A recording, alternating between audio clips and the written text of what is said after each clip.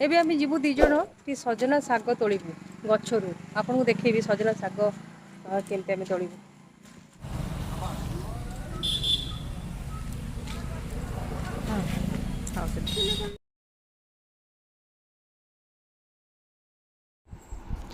नमस्कार welcome to Odisha exclusive. आपण मैंने आज जो वीडियो देखुं मो हाथ अच्छी सजना शाग आउ सजना शाग आम ओडिया घरर बहुत परिचित एवं समस्ते आम सजना शाग खाई था।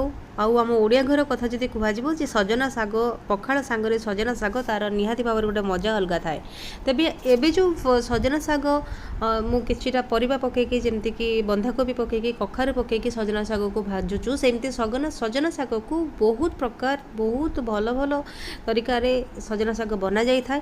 तेबे बहुत लोक अच्छा सजना शाग को भल पाई खाई था आउ किछि लोक भल न पाइले से सजना शाग को खाई था कारण से जानी सजना शाग बहुत सारा विटामिन अच्छी।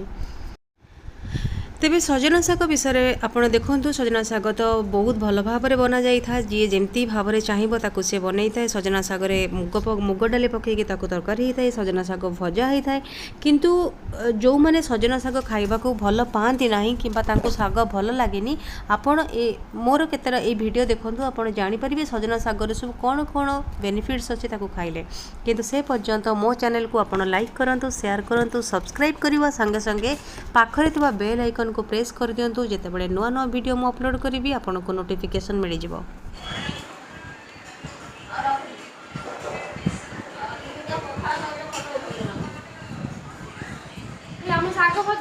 हाँ पूरा कौलिया शाग देखिक आण बुढ़ा शाग पत्र गुड़ा बेसी आण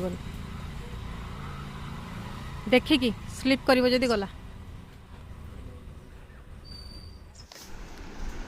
आपण मानक जो मु देखुची से सजना शाग तोड़बार दृश्य आपण माने देखुचंती।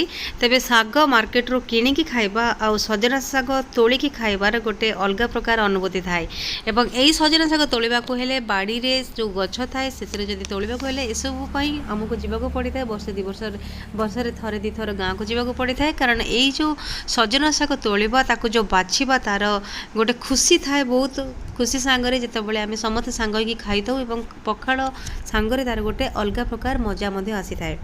तेबे आपण जानतु मिराकल ये जो मोरिंगा पाउडर बा मोरिंगा प्लांट रो बहुत किछि मिराकल अच्छी जोटी आपण माने सेटा को खाउचंदी आपणकर हेल्थ पई तार बेनिफिट मध्य बहुत अच्छी।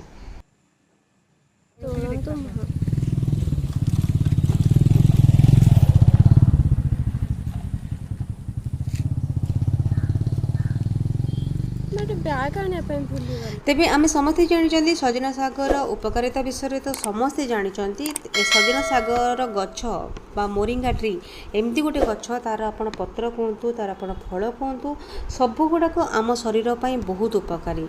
आउ ये जो मोरिंगा रे जोटा कि 46 पावरफुल एंटीऑक्सीडेंट थाए जोटा कि सजना शागर 46 पावरफुल एंटीऑक्सीडेंट थाए और यहाँ टे स्लाइटली बिटर होता है। और जदि सजना शागर जदि आप न्यूट्रिशन वैल्यू विषय कहतु ताहले आपण जानते लिवर को डिटॉक्सिफाई करने सांगे सांगे ये जो मोरिंगा बा सजना शागर गच बहुत हेल्पफुल होता है।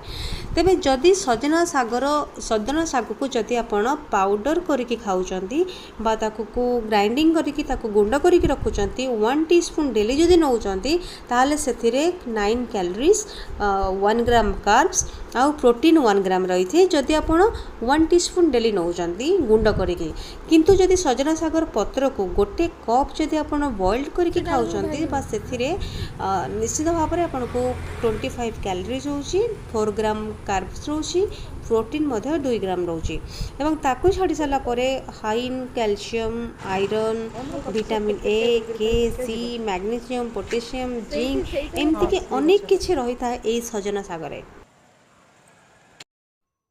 खाली सेतिकी नुह सजना शाग खाइबा द्वारा शरीर को शक्ति मिली थाए जहाँ थकापनर समस्या को दूर करि थाए। आउ सजना पत्र रे आयरन भरपूर थिबारु निद्रा आउ दुर्बलता को दूर करिबार सहायता करे। तेबे सजना पत्र रे कैल्शियम आउ फॉस्फोरस मध्य भरपूर होइकि थाए जेउ कारणरो हाड़ मजबूत आउ सुस्थ होई थाए। आ छोट पिला माने सजना शाग खाइबा पई डाक्तर माने परामर्श करिथांती तांकर दृष्टि शक्ति बढ़ाइबा पई एवं सजना शाग खाइले दृष्टि शक्ति मध्ये बढ़ी थाए। एथिरे कैरोटीन रहिछि जा शरीर को कोषयकरू रक्षा करे। तेबे सजना शागरे विटामिन थिबारु स्नायुर कार्यदक्षता त्वरित कराइଥାଏ एवं यार पत्र को जदि आपण पिउचंती ताले आमाशय डायरिया हईजा एवं जंडिस भली रोग मध्य भल होता है। तेबे सजना पत्र खाइबा द्वारा रक्त रे शर्करा स्तर नियंत्रण रे रही थाए। एहाकू खाइबा द्वारा मधुमेह होबार आशंका कमी जाए।